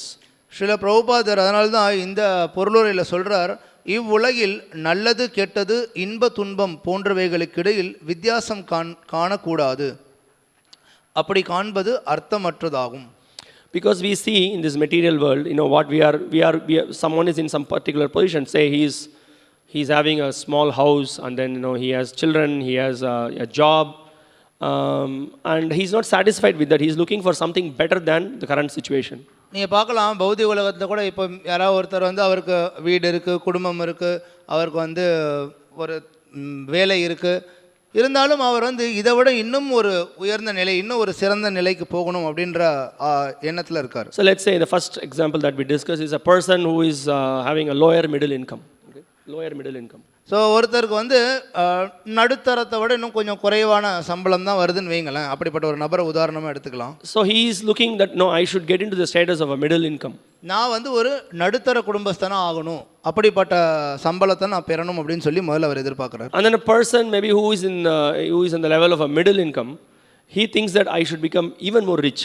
So ஆனால் யார் ஒருத்தன் நடுத்தர நிலையில் இருந்துட்டு அப்படிப்பட்ட சம்பளம் பெற்றுட்டு இருக்கானோ அவன் என்ன நினைக்கிறான், நான் இதை விட இன்னும் கொஞ்சம் பெரிய பணக்காரன் ஆகணும் அப்படின்னு. And then the person who is rich, is he satisfied? He wants to be stable? No, he thinks he wants to become even more rich. சரிங்க, பணக்காரனாக இருக்கவங்களாவது அதோட சந்தோஷமாக இருக்காங்களான்னு பார்த்தோன்னா இல்லை, நான் இன்னும் பெரிய பணக்காரன் ஆகணும் அப்படின்னு சொல்லி நினைக்கிறாங்க. So whatever position one is, there is a materially speaking, there is a good and bad situation. நீங்கள் பௌதிக ரீதியாக பார்த்தீங்கன்னா என்ன நிலையில் இருந்தாலும் சரி, அதில் நல்லது கெட்டதுன்ற ரெண்டு சூழ்நிலையுமே இருக்குது. He may be in a very poor, he may be in having some middle status, he may be very rich, but either case, they are always having the suffering of bad and good. There is happiness and there is distress. நீங்கள் ஏழ்மையான நிலையில் இருந்தாலும் சரி, நடுத்தர நிலையில் இருந்தாலும் சரி, இல்லை பெரிய பணக்காரனாகவே இருந்தாலுமே கூட சரி, இருமைகள் இருந்துகிட்டே தான் இருக்குது. நல்லது கெட்டது, சந்தோஷம் துக்கம் ரெண்டுமே இருந்துகிட்டு இருக்கு.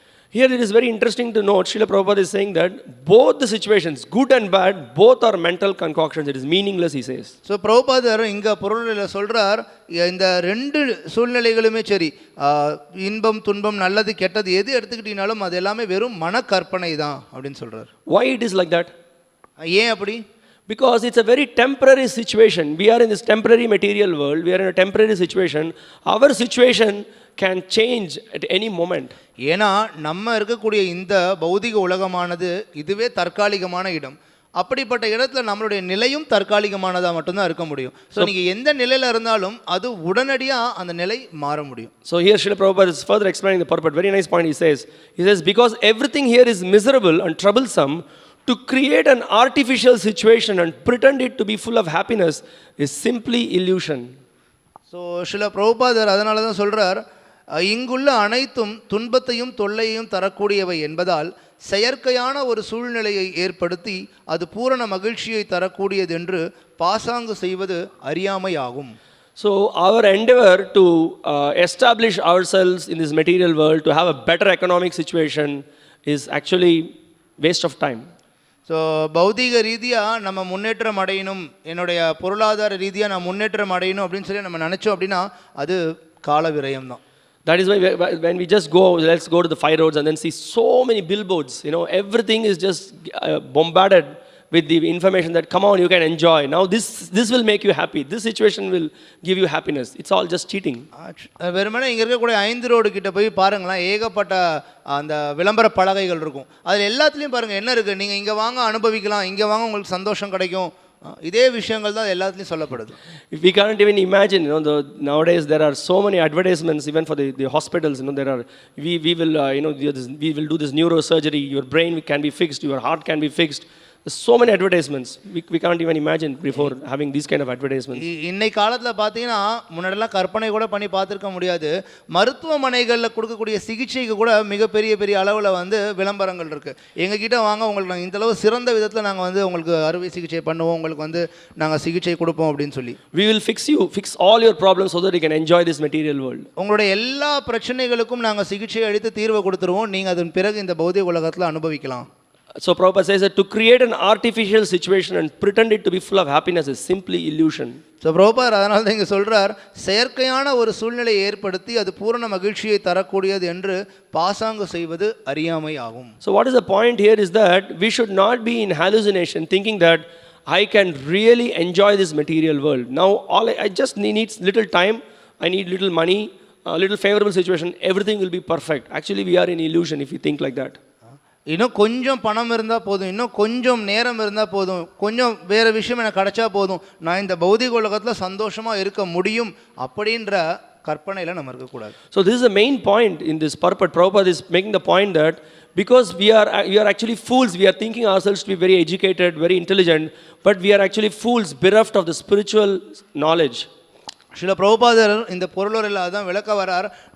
நம்மளை பற்றி நான் ரொம்ப சிறந்தவன், உயர்ந்தவன், பெரிய அளவு கல்வி இருக்கு என்கிட்ட, இந்த மாதிரிலாம் நம்ம நினைக்கலாம். ஆனால் ஆன்மீக ஞானம், ஆத்ம ஞானம் இல்லாதனால நம்ம எல்லாருமே முட்டாள்கள் அப்படிங்கிறார். You see, there is an amazing lesson that we learn by reading Bhagavad Gita.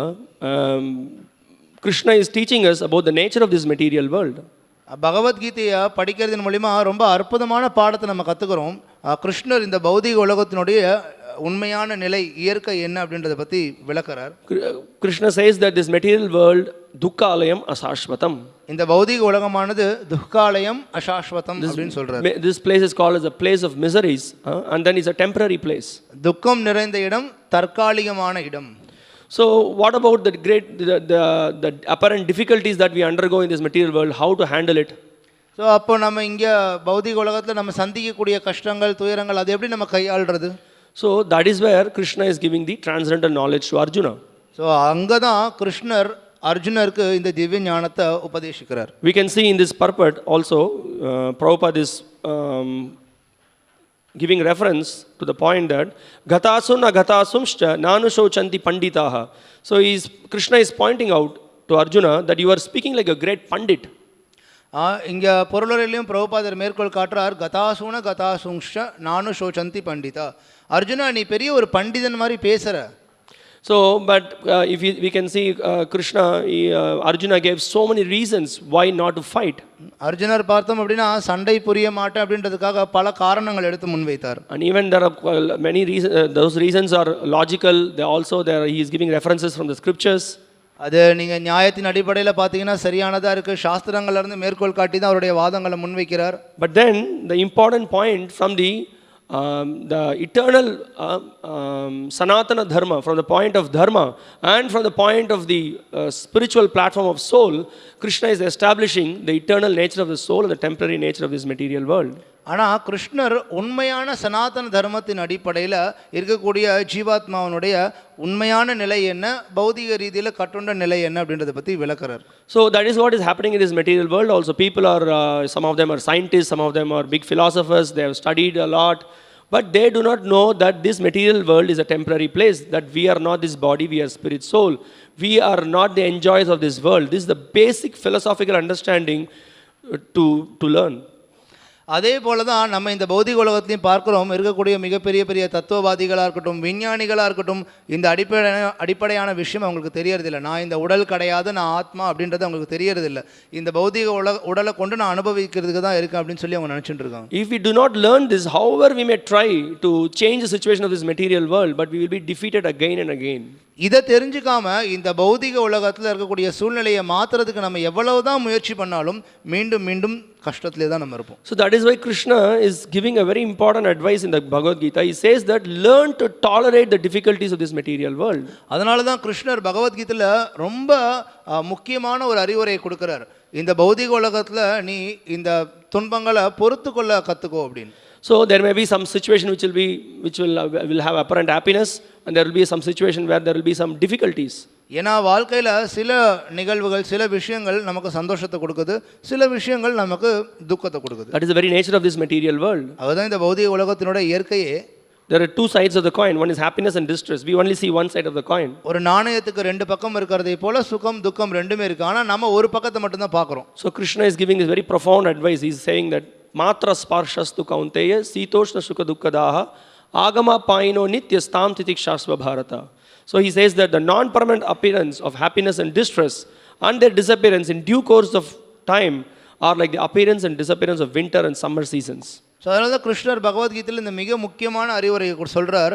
குந்தி மகனே, இன்ப துன்பங்களின் நிலையற்ற தோற்றமும் காலப்போக்கிலான அவற்றின் மறைவும் கோடையும் குளிரும் பருவ காலத்தில் தோன்றி மறைவதை போன்றவையே. பரதகுல தோன்றலே அவை புலன்களின் உணர்வால் எழுகின்றன என்பதால் அவற்றால் பாதிக்கப்படாமல் பொறுத்து கொள்ள ஒருவன் கற்றுக்கொள்ள வேண்டும். So now this is the knowledge that we derive from hearing from Bhagavad Gita and Bhagavatam.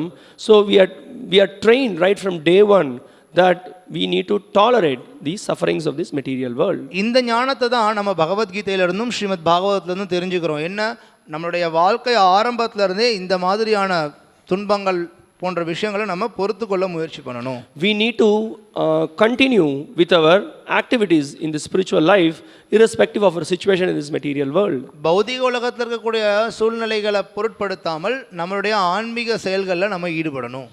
So now Srila Prabhupada, in the conclusion of his purport, is making a point that we should be very much concerned to the spirit soul, not for this body. Srila பிரபுபாதர் இந்த பொருளுரையினுடைய இறுதியில் அவர் முடிவு சொல்லக்கூடிய இடத்துல அவர் சொல்கிறார், நம்ம ஆத்மா பற்றின விஷயத்தில் நம்மளுடைய கவனத்தை செலுத்தணும், நம்ம அதிகமாக இந்த ஜட உடலை பற்றி கவனம் செலுத்தக்கூடாதுன்னு சொல்கிறார். So the point that is, it's not that we are meant to ignore the body, but we should not always be worried about this body. அதுக்காக நீங்கள் பௌதிக உடலை அப்படியே நிராகரிச்சிடணும்னு நம்ம சொல்ல கிடையாது.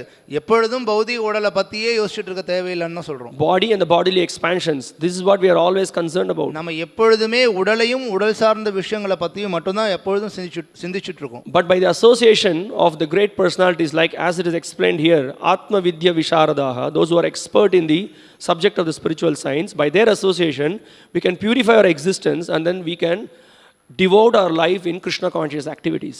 ஆனால் எப்போ நம்ம இந்த ஸ்லோகத்தில் சொல்லப்பட்டிருக்கிறதை போல ஆத்ம வித்யா விஷாரதா, அப்பேற்பட்ட ஆன்மீக ஞானத்தை கொண்டிருக்கக்கூடிய நபர்களுடைய தொடர்புக்கு வரோமோ, அவங்க சங்கத்தில் இருக்கிறோமோ, அப்போ நம்ம ஆன்மீக பாதையில் கிருஷ்ண பக்தியில் ஈடுபட்டு நம்ம வாழ்க்கையினுடைய உண்மையான செயல்களில் செய்வோம். Srila Prabhupada here also he is glorifying these kings because why they were all liberated persons, because they are unaffected by the so-called happiness and distress of this world. So இங்கே மேற்கோள் காட்டப்பட்டிருந்த நிறைய மன்னர்கள் ஏன் அவங்க வந்து அவ்வளோ புகழுக்குரியவங்களாக கருதப்படுறாங்கன்னா, பௌதிக உலகத்தில் இருக்கக்கூடிய சூழ்நிலைகளால் அவங்க எந்த விதத்திலையும் பாதிக்கப்படலை. So now it is very important to learn this science of Krishna consciousness. So இந்த கிருஷ்ண உணர்வு அப்படின்ற விஞ்ஞானத்தை தெரிஞ்சுக்கிறது கற்றுக்கிறதுன்றது ரொம்ப முக்கியமான ஒரு விஷயம். So that is the prime importance in our life. நம்ம வாழ்க்கையில் மிக முக்கியமான விஷயம் அதுதான். And how do we practically develop this knowledge of Krishna consciousness and practice in our life so that we can be free from the dualities of this material world? எப்படி இந்த ஞானத்தை நம்ம நடைமுறை வாழ்க்கையில் செயல்படுத்தி இந்த பௌதிக உலகத்தில் இருக்கக்கூடிய இருமைகளிலிருந்து விடுபடுறது? So that is why Srila Prabhupada has given this perfect process of Krishna consciousness. அதுக்காக தான் ஸ்ரீல பிரபுபாதர் மிக பக்குவமான இந்த கிருஷ்ண உணர்வு வழிமுறையை கொடுத்திருக்கார். So by coming in touch with the devotees of the International Society for Krishna Consciousness, we hear about the glories of the Supreme Personality of Godhead. அகில உலக கிருஷ்ண பக்தி இயக்கத்தில் இருக்கக்கூடிய பக்தர்களுடைய தொடர்புக்கு நம்ம வந்தோம் அப்படின்னா, வந்தோன்னே பரமபுருஷ பகவானை பற்றின புகழ் என்ன அப்படின்றத பற்றி நம்ம கேட்கிறோம். So here we can see there are two important activities that we are engaged in. நம்ம பார்க்கலாம், இந்த கோயிலில் ரெண்டு முக்கியமான செயல்கள் எப்பொழுதும் செய்யப்பட்டு இருக்கிறது. We always chant the names of Krishna. எப்பொழுதும் கிருஷ்ணருடைய திருநாமத்தை உச்சரிக்கிறோம். We hear about the Supreme Lord through Srimad Bhagavatam and Bhagavad Gita. பகவானை பற்றின விஷயங்கள் நம்ம பகவத்கீதை பாகவதத்திலிருந்து கேட்கிறோம். So by hearing regularly and by engaging in the service of the Lord and chanting the names, we will be able to overcome the dualities of this material world. தொடர்ந்து பகவானை பற்றி கேட்கறதன் மூலியமாகவும் அவருடைய திருநாமத்தை உச்சரிக்கிறதன் மூலியமாகவும் அவருடைய சேவையில் ஈடுபடுறதன் மூலியமாகவும் நம்மளால் இந்த பௌதிக உலகத்தினுடைய இருமைகளிலிருந்து வெளியில் வரும். Now this is where we get the strength. We simply don't say tolerate, but the toleration is with the remembrance of the Supreme Lord.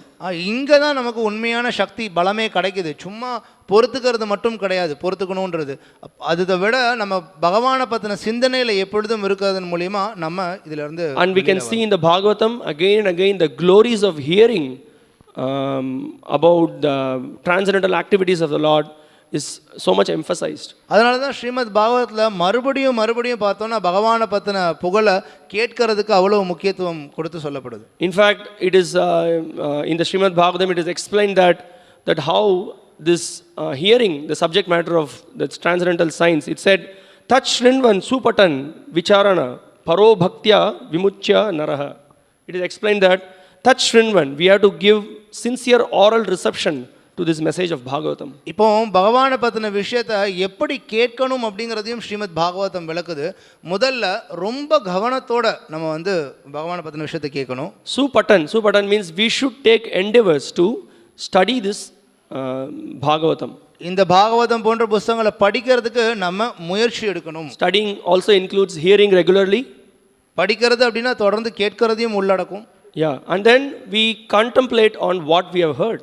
நம்ம என்ன கேட்டிருக்கோமோ அதை பற்றி சிந்திக்கிறதையும் உள்ளடக்கும். So here Shukadeva Goswami says Shrinvan Patan Vicharana. Vicharana is we contemplate what we heard. So we heard a Bhagavatam class, we heard Prabhupada lecture, we think about it, what are all the points, what are the important points we heard, how this could be applied in my life, how I can practically get inspired by it, and then we also inspire others by that. நம்ம பாகவதத்திலேருந்து கேட்குறோம், பிரபுபாதர்கிட்ட இருந்து கேட்குறோம். கேட்கக்கூடிய விஷயத்தை நம்ம சிந்திக்கணும். சிந்திச்சு இது எப்படி என்னுடைய வாழ்க்கையிலையும் பயனுள்ளதாக அமையும், மற்றவங்களுக்கும் நான் இதை எப்படி கொடுத்து அவங்களுடைய வாழ்க்கையும் பயனுள்ளதாக ஆக்குறதுன்னு சொல்லி நம்ம யோசிக்கணும். And there are so many other verses like that, how we can come very close to Krishna by regular hearing. So இந்த மாதிரி நிறைய பதங்கள் ஸ்ரீமத் பாகவதத்தில் இருக்குது, எப்படி நம்ம கேட்கறதின் மூலியமா பகவான் கிருஷ்ணருக்கு அருகில் வரது அப்படின்றது. So this is the key. Again and again all acharyas are pointing out that even to chant the names of Krishna steadily with love and devotion, one has to regularly hear from pure devotees. எல்லா ஆச்சாரியர்களும் இதே தான் திரும்ப திரும்ப அவங்க சொல்றாங்க. நம்ம வந்து தூய பக்தர்கள் கிட்ட இருந்து நம்ம தொடர்ந்து திரும்ப திரும்ப கேட்கணும், அவருடைய திருநாமத்தை உச்சரிக்கணும். இதன் மூலியமா தான் நம்ம அந்த நிலைக்கு வர முடியும். Bhagavatam says shrinvata shraddhaya nityam grinatascha swacheshtitam. So it says that shrinvata shraddhaya nityam. Nityam means every day, day in and day out, we have to hear the message of Srimad Bhagavatam. நித்தியம் அப்படின்னு சொல்லப்படுது. நித்தியம்னா தொடர்ந்து தினசரி நம்ம மீண்டும் மீண்டும் பகவான் பத்தின விஷயத்தை மீண்டும் மீண்டும் நம்ம தொடர்ந்து கேட்டுட்டே இருக்கணும். Grinatas swacheshtitam. Swacheshtitam means one should make endeavors. We should make endeavor and try to hear and then study this message of அதுக்கான முயற்சியும் நம்ம எடுக்கணும். இந்த விஷயங்களை பற்றி கேட்கறதுக்கு படிக்கிறதுக்கு நம்ம முயற்சியும் எடுக்கணும். You see, in this verse today also another nice point is just in the verse, right in the verse it is there. It is explained, Atma Vidya Visharadaha Yogeshwara Prasadena. So by hearing, giving good oral reception, Yogeshwara Prasadena, one can get the mercy of the Lord. So இந்த பதத்தில் பார்த்தோன்னா ஆத்ம வித்யா விஷாரதா யோகேஸ்வர பிரசாதேனன்னு சொல்லப்படுது. So எப்போ நம்ம பகவானை பற்றின இந்த ஆத்ம ஞானத்தை பற்றி கேட்கறதுக்கு நம்ம வந்து முயற்சி எடுக்கிறோமோ அப்போ தான் ஒருத்தனுக்கு யோகேஸ்வர பிரசாத பகவானுடைய கருணை கிடைக்குது. So when we sincerely endeavor like this, we come, we study every day, we hear, and then we chant the names of Krishna, we associate with devotees, we engage in service. Then when we regularly do this, what happens? நம்ம எப்போ இதை தீவிரமாக எடுத்து நம்ம பண்ணுறோமோ, தொடர்ந்து படிக்கிறது, பக்தருடைய சங்கத்தில் இருக்கிறது, திருநாமத்தை உச்சரிக்கிறது, வந்து பகவானுடைய சேவையில் ஈடுபடுறது, இந்த மாதிரி பண்ணும் பொழுது அப்போ இதனுடைய விளைவு என்ன நடக்குது? Specifically in this particular Bhagavatam verse, where it is Shranvata Shraddhaya Nityam Grinatascha Swacheshtitam, it is said, Kalena Nati Dhirgena. Very quickly, one will come to the association of Supreme Lord Krishna. Krishna will very immediately give himself to such a person. So Srimad பாகவத்தில் அதே பதத்தில் விளக்கப்படுது, அவனுடைய விளைவு என்ன, மிக விரைவில் அவன் பகவானுடைய தொடர்புக்கு பகவான் அருகில் அவன் வந்து சேருவான். Bhagavan Vishate Hridi, the Lord manifests himself within the heart. பகவானே அப்பேற்பட்ட நபருடைய ஹிருதயத்தில் தன்னை வெளிப்படுத்துறார். You see, such a powerful process that we are engaged in, that we chant the names of Krishna, we hear the Bhagavatam. The Lord is seated in the heart as Paramatma, but the Lord manifests to such a sincere practitioner. பாருங்க, நம்ம எவ்வளவு சக்தி வாய்ந்த வழிமுறையை வந்து நம்ம பின்பற்றி பயிற்சி பண்ணிட்டு இருக்கோம் அப்படின்னு சொல்லிட்டு. ஸோ நம்ம வந்து பகவானை பற்றி பேசுறது கேட்கறத பகவானே நம்மளுடைய முயற்சிகளை பற்றி பார்த்து தன்னை வெளிப்படுத்துறார். So so there is also another verse which explains, I'm just relating these verses to make the point that it is so important for us to hear every day. Unless we hear every day, unless we read Srila Prabhupada books every day, it is not possible for us to come out of the duality of this material world. We will suffer in this material world. மீண்டும் இன்னொரு இடத்துலையும் ஸ்ரீமத் பாகவத்தில் இதே போல சொல்லப்பட்டிருக்கு. ஏன் நம்ம இந்த மாதிரி பல இடங்கள்ல இருந்து இதை பற்றி திரும்ப திரும்ப கேட்டுட்டு இருக்கோம் அப்படின்னா, இதுதான் ரொம்ப முக்கியமானது. நம்ம தினசரி பகவான் பற்றின விஷயங்களை கேட்கலை, பகவானை பற்றின விஷயங்களை படிக்கலை அப்படின்னா நம்மளால் இந்த பௌதிக உலகத்தில் இருக்கக்கூடிய இருமைகள்லேருந்து வெளியில் வரவே முடியாது. And we regularly read and hear, then we will be very enthusiastic to chant the names of Krishna. We will be very enthusiastic to engage in the service of the Lord. We will be very enthusiastic to distribute Srila Prabhupada's books. In all the activity we will be enthusiastic. நீங்களும் கூட பார்க்கலாம், எப்போ நீங்கள் தினசரி இந்த மாதிரி பகவான் பற்றின விஷயங்களை படிக்கிறீங்களோ கேட்குறீங்களோ அதனுடைய விளைவாக என்ன நடக்குது, பகவானுடைய திருநாமத்தை உச்சரிக்கிறதுல உங்களுடைய உற்சாகமானது அதிகரிக்குது. நீங்கள் ரொம்ப ஆர்வமாகறீங்க, பகவானுடைய சேவையில் ஈடுபடுறதுலையும் உங்களோட உற்சாகம் அதிகமாகுது, பகவானுடைய புஸ்தகங்களை வெளியில் போய் விநியோகம் பண்ணுறதுலையும் வந்து ரொம்ப உற்சாகத்தோடு பண்ணுறீங்க. So this is very important. The Srila Prabhupada, he took so much strain in translating these books and then giving word-to-word meaning, translation, detailed purpose, and he wanted the devotees to read and preach this message. So Srila Prabhupada இதுக்காக தான் எவ்வளோ பெரிய கஷ்டத்தை எடுத்துட்டு பார்க்கலாம். நம்ம Srila Prabhupada எவ்வளோ புஸ்தகங்கள் ஒன்னொன்லையும் வார்த்தைக்கு வார்த்தை அர்த்தம், மொழிபெயர்ப்பு, பொருளுரை எல்லாத்தையும் நமக்கு கொடுத்துருக்காரு நம்ம படிக்கணுன்றதுக்காக. So we become Prabhupada Anugas. If we call ourselves Prabhupada Anugas, we should imbibe that spirit, and finally we should engage in preaching and bring many people to the lotus feet of Krishna. நம்மளை பிரபுபாதா நுகர்கள் அப்படின்னு சொல்லி நம்ம பிரபுபாதரை பின்பற்றக்கூடியவங்கள்னு அடையாளப்படுத்திக்கிட்டோம் அப்படின்னா அப்போ நம்ம இதை செய்யணும். நம்ம தொடர்ந்து படித்து இந்த விஷயத்தை மற்ற மக்களுக்கு கொடுத்து அவங்களையும் இங்கே கிருஷ்ண பக்திக்கு கூட்டிகிட்டு வரணும். Prabhupada himself was a great personality. He set such an example. In any situation, he could turn the whole conversation to become Krishna conscious. Srila பிரபுபாதர் மிக சிறந்த உதாரணமாக திகழ்ந்தார் இதுக்கு. எந்த சூழ்நிலையிலும் அவர் வந்து அந்த விஷயத்தை அப்படியே கிருஷ்ண உணர்வுள்ள ஒரு தலைப்பாக அவர் வந்து உடனடியாக மாற்றுவார். Because see, we are all, every one of us, we are all going out, we are meeting people, we are in the workplace or in the business area or wherever we are meeting so many people. நம்ம எல்லாருமே கூட தினசரி நம்ம பல பேரை சந்திக்கிறோம். நம்ம வேலைக்கு போகிற இடத்துலையோ இல்லை ஏதோ விஷயமா நம்ம எங்கே போனாலும் பல நபர்களை சந்திக்கிறோம். So the point is, when we are regularly reading and hearing, naturally we cannot control ourselves. We would like to share this knowledge with others. கருத்து என்னன்னா, எப்போ நீங்கள் தினசரி படிக்கிறீங்களோ கேட்குறீங்களோ அப்போ என்ன ஆகுது, நீங்கள் யாராவது ஒருத்தரை சந்திச்சிங்கன்னா உங்களால் அவர் இடத்துல கிருஷ்ணரை பற்றின விஷயத்த சொல்லாமல் இருக்க முடியாது. Because what happens is, even it may be we may be dealing with them in for some business and other purposes, but somehow or other we can always bring Krishna conscious topic and inspire a person to take up to this knowledge of Atma Vidya. தொழில் காரணமாகவோ இல்லை வேறு ஏதோ ஒரு காரணமாகவோ கூட நீங்கள் அந்த நபரை போய் சந்திக்க போயிருக்கலாம். இருந்தாலும் இந்த விஷயத்தை நம்ம கொடுத்தோம் அப்படின்னா அப்போ அவங்களையும் கிருஷ்ண ஞானத்தில் வந்து அவங்களையும் வந்து நம்ம ஈடுபடுத்த முடியும். There you can hear one conversation. Srila Prabhupada was so expert. There was a car race driver with former world champion by name, I think his name is Graham Hill. Graham Hill அப்படின்ற அந்த car ஓட்டக்கூடிய இல்லை சிறந்த வீரராக திகழ்ந்த ஒருத்தர். So அவர் வந்து ஒரு முறை ஸ்ரீல பிரபுபாதரை சந்தித்து பேசின உரையாடல். So Srila Prabhupada was, at least for the first 20 minutes or something like that, he is asking about the various, different cars, and then he is explaining so many things about the car, and then how the races happen and different things, and then he was speaking like this. So முதல் 20 நிமிடம் பார்த்தீங்க அப்படின்னா பிரபுபாதர் கேட்டுகிட்டே இருக்கார். இந்த வீரரும் அவரும் வந்து எப்படி வெவ்வேறு விதமான கார்களை பற்றி அவர் பேசுகிறார், எப்படி போட்டி நடக்கும்ன்றதை பற்றி பேசுகிறார். ஒரு 20 நிமிஷம் போயிடுச்சு. So after 20 minutes or so, that person, he just speaks about, sometimes there can be accidents that happen in the car racing. You can go to a breathless state that you may die. Like that, he opens up like that. So அந்த வீரர் இதை பற்றிலாம் பேசிகிட்டே இருக்கும்போது இறுதியில் அவர் ஒரு 20 நிமிஷம் தாண்டினக்கு அப்புறம் அவர் சொல்கிறார், இந்த மாதிரி போட்டி நடக்கக்கூடிய சமயத்தில் சில சமயத்தில் விபத்து ஏற்படும், மரணம் கூட நிகழும், மூச்சே விட முடியாத மாதிரி சூழ்நிலையெல்லாம் நடக்கும் அப்படின்னு சொல்லி அவராக சொல்கிறார். That's it. Srila Prabhupada takes over. அங்கேருந்து he just begins to explain. So do you know what happens after death? Do you know what is? So then he speaks about the difference between body, spirit, soul. One after another he started explaining, and then that person became very inspired, and later he came in touch with devotees, and then he became a devotee. It's an amazing thing how Prabhupada could turn the situation and then make it Krishna conscious. அவர் அந்த அப்படின்ற விஷயத்தை சொன்னதுக்கு பிறகுலேருந்து பிரபுபாத உடனடியாக அந்த உரையாடலையே வேறு திசையில் கொண்டு போக ஆரம்பிச்சிட்டார்.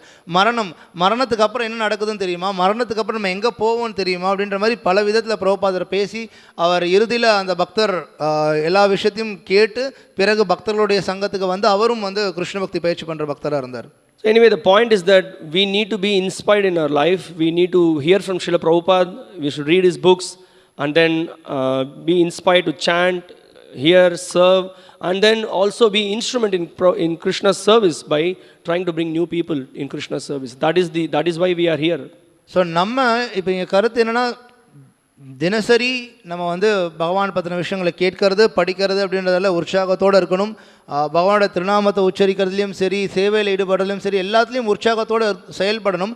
அது மட்டும் இல்லாமல் வெளியிலேருந்து மற்ற நபர்களை கிருஷ்ண பக்திக்கு கொண்டு வரதுக்கு ஒரு கருவியாகவும் நம்ம இருக்கணும். So then we will also be like one of the kings in the lineage.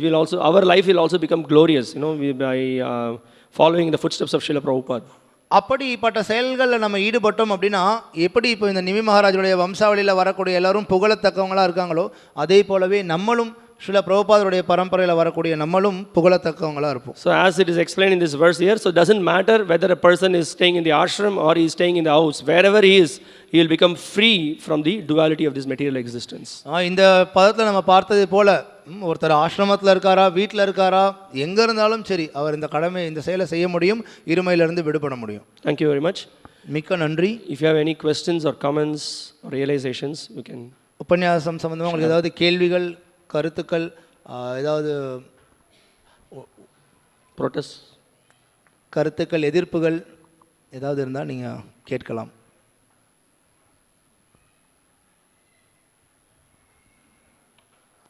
Since there are no questions, I have one request. I think quite some of the devotees during this last marathon, they got Bhagavatam, and some of them started reading regularly during the pandemic. So plus those who are reading, please continue to read. Those who have not started reading, please start to read. And the Bhakti Shastra course is also going to complete after you have read Gita, Ishopanishad, Nectar of Devotion, Nectar of Instruction. Now you should all start to read Bhagavatam as well. உங்களுக்கு கேள்விகள் இல்லை அப்படின்னா எனக்கு ஒரு கருத்து இருக்குது. நிறையா பக்தர்கள் இப்போ போன டிசம்பர் மாதம் மேரத்தான்லாம் வந்தப்போ நிறைய பேர் ஸ்ரீமத் பாகவதம் வாங்கியிருந்தீங்க. ஸோ நம்முடைய வேண்டுகோள் தயவுசெய்து படிங்க தினசரி. இப்போ இங்கே பக்தி சாஸ்திரா கோர்ஸும் முடிய போகுது. இதுவரை இப்போ நம்ம பகவத்கீதை, உபதேசாமிருதம், அது போன்ற ஈஷோபனிஷத், பக்திரசாமிருதம் இந்த புஸ்தகங்கள்லாம் நம்ம பார்த்தோம். இதை தொடர்ந்து நீங்கள் இன்னும் ஸ்ரீமத் பாகவதம் போன்ற புஸ்தகங்களை தொடர்ந்து படிக்க ஆரம்பிங்க. And also, whenever you get time, you also keep some Prabhupada's books with you. Try to distribute to others. Not that only in the December marathon we have to distribute. Keep some small books with you. Whomsoever you meet, please give some books. That will be very, always it is most auspicious thing in our entire life. எப்பொழுதுமே உங்கள் கூட சில பிரபுபாதருடைய புஸ்தகங்கள் வச்சுக்கோங்க. சின்ன புஸ்தகங்கள் கூட வச்சுக்கோங்க. மேரத்தானில் மட்டும்தான் நம்ம வந்து பிரபுபாதர் புஸ்தகங்களை விநியோகிக்கணும்னு கிடையாது. எப்போல்லாம் மக்களை சந்திக்கிறீங்களோ அவங்களுக்கு இந்த விஷயத்தை பற்றி எடுத்து சொல்லுங்கள், புஸ்தகங்களை கொடுங்க. And for us to do that, we have to regularly hear and we have to associate with devotees and engage in service. அதை நம்ம பண்ணணும் அப்படின்னா முதல்ல நம்ம தினசரி படிக்கணும், பக்தருடைய சங்கத்தில் இருக்கணும், சேவையில் ஈடுபடணும். அப்போ தான் சாத்தியம். Thank you very much. மிக்க நன்றி. Hare Krishna. Srila Prabhupada ki jai. Srimad Bhagavatam ki jai. Hare Krishna. So prasadam will be served in the terrace. Hare Krishna. இப்போ மேலே மாடியில் பிரசாதம் பரிமாறப்படும். ஸோ பக்தர்கள் எல்லாரும்